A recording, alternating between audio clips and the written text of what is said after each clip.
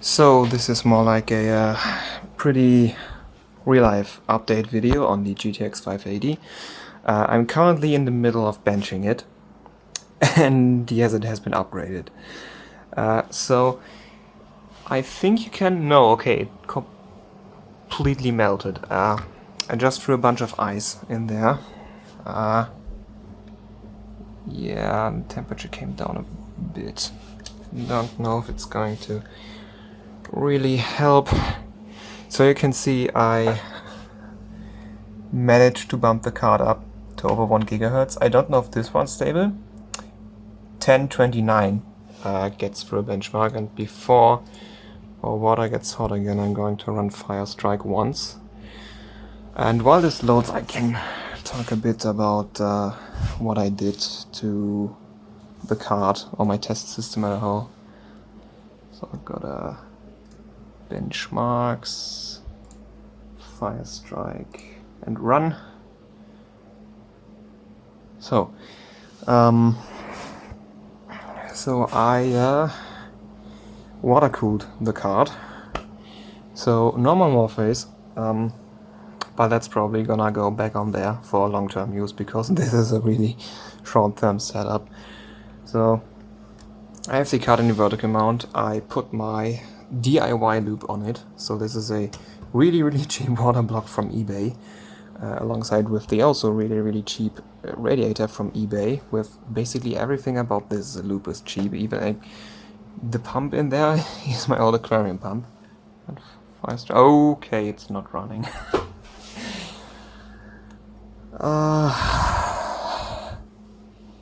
Yeah, okay.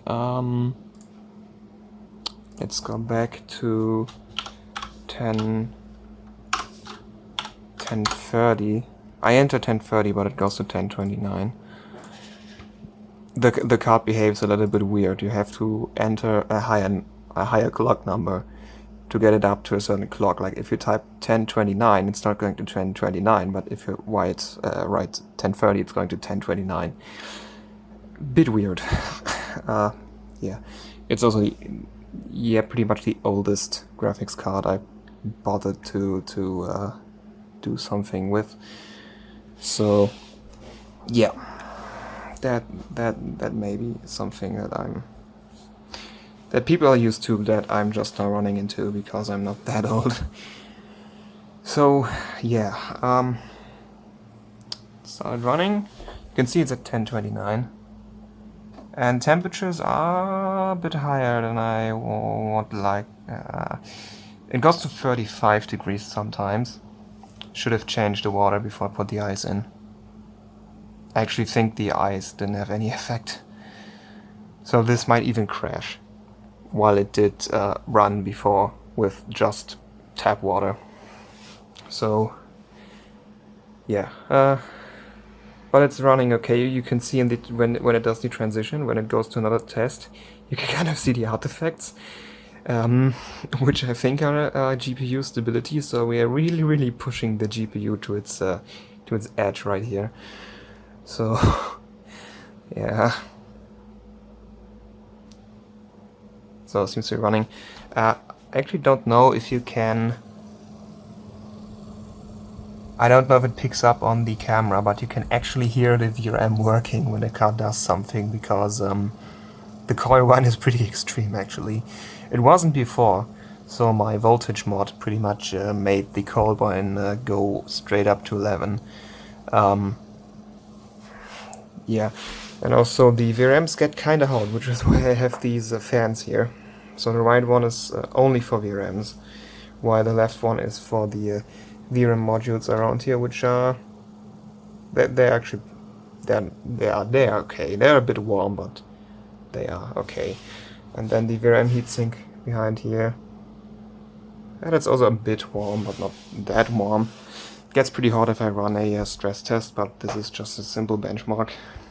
It's also doing the CPU test right now, which is pretty worthless because there's a locked CPU in there and I'm not overclocking it. But I'm doing it anyways because I'm running Firestrike stock, so I can submit my scores to HWBot. So last test, I haven't had combined crash yet, so I think this is going to pass. Sadly, we won't get any higher in clock because like 1035 immediately crashes. Could try something like 1033, but I don't know if the card will actually go to that clock. Like, I haven't figured out the stepping of Fermi yet. Like, sometimes it jumps 3 megahertz, sometimes it jumps 5, sometimes 7. I don't really know what's going on there. So, yeah. Maybe there's a step between that runs. Yeah, you can see 38 degrees, it's already going up. The water bucket is... Oh! Well, that's a new high score. 6,217. That's a new high score. My other highest score was 6,208. So I'm saving that.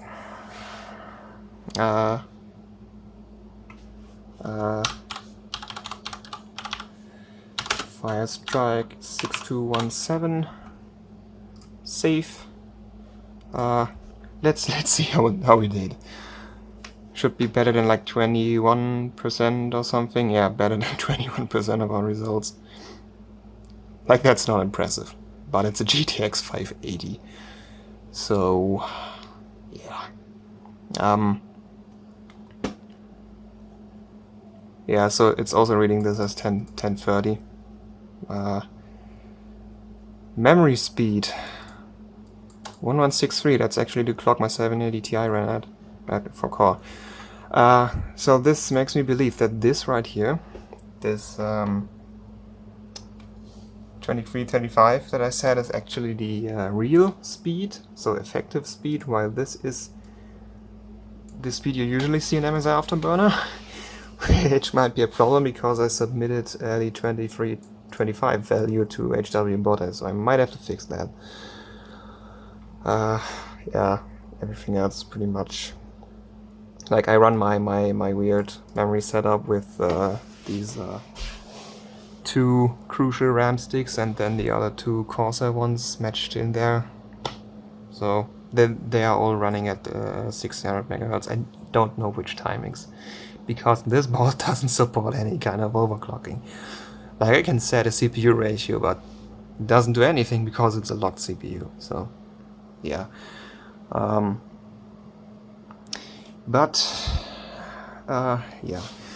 So I'm going to finish this update with a little bit of talking about the setup that I have here. Normally I have the PC standing over there, where there's now just my cooling stuff that's remaining from my from the actual main system over there. So yeah. So I was talking about the setup that I have here. So this is the GTX 580.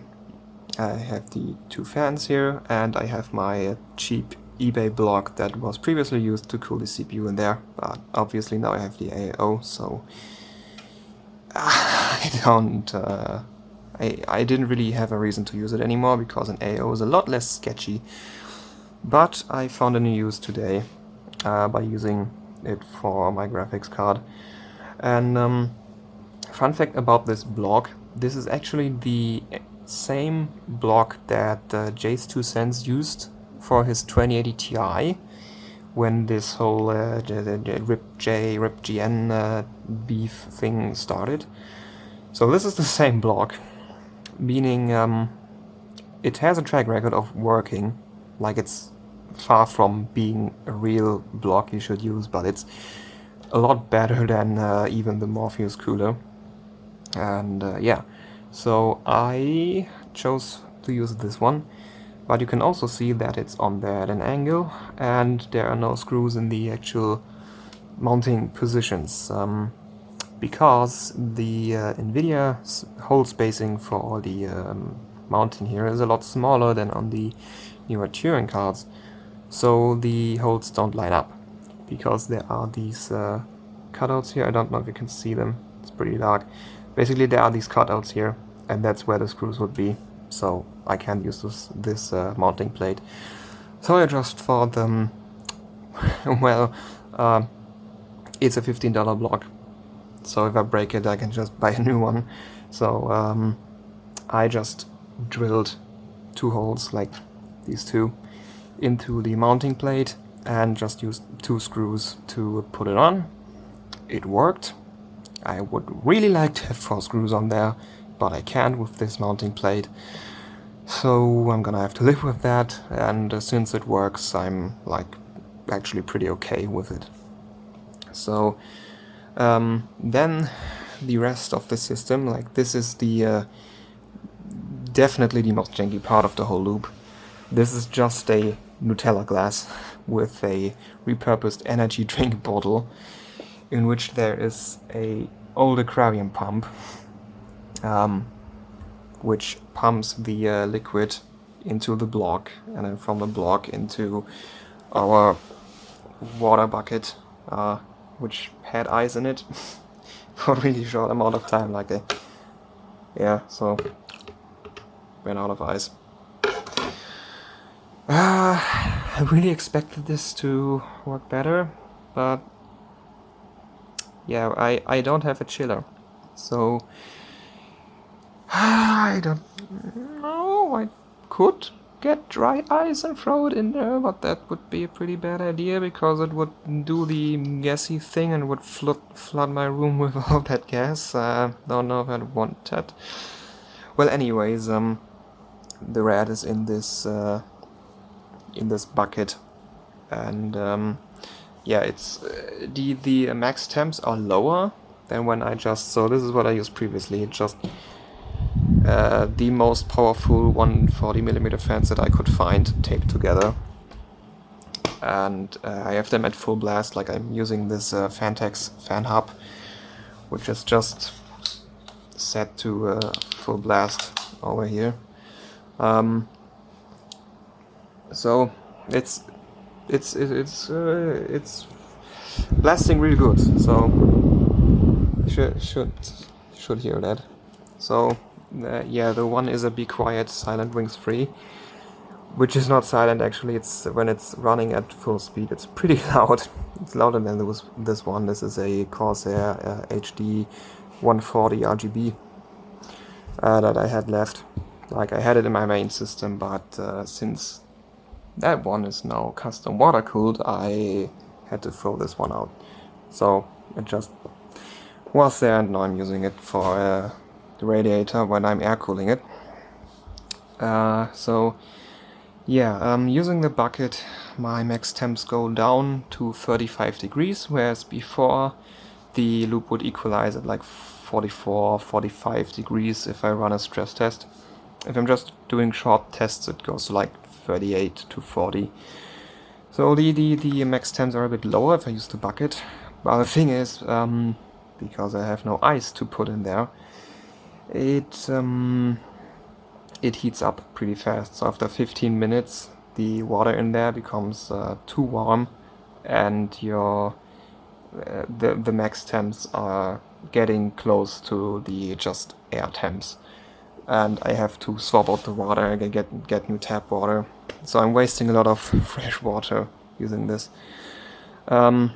So if I'm ever using the bucket again, it's probably going to be with dry ice, because I'm not going to buy an LN2 pot. This is way too expensive. So also, before you get any, before you start to panic, there is a pump under the. I can see it a bit there. My camera is not really the best. There's a lot of noise on the video. So there's a second pump on it. It's also an aquarium pump. It's a little bit more powerful than this one, but it's also twice as big. So that's pumping air through the shooting water through the radiator. So the heat exchange is more efficient, but as I've said, it's not really doing a lot. So yeah, update video pretty much. My goal of reaching 1 GHz on the GTX 580 is completed. I've even surpassed it, like 1029 runs with the bucket. It does 1025 with just the radiator, I think. Actually, it might not. So it not passes the stress test, but it might do just Firestrike. It does pass the stress test on just 1 GHz though. So I can reliably hit it with just the loop and having air blasted. So yeah, that's it pretty much for this update video. I'm probably going to make a lot less janky and spontaneous video about the whole overclocking project so far, because as I've said, I've reached my goal of hitting 1 GHz now. And so I'm going to do like a recap video where I'm going to say what I did, go show some numbers. Yeah, so that's pretty much it for this update video. We are at 16 minutes, which is like way too long for an update video. So I'm just going to say this was the update video on the GTX 580, which is now water cooled. So see you again someday. Bye.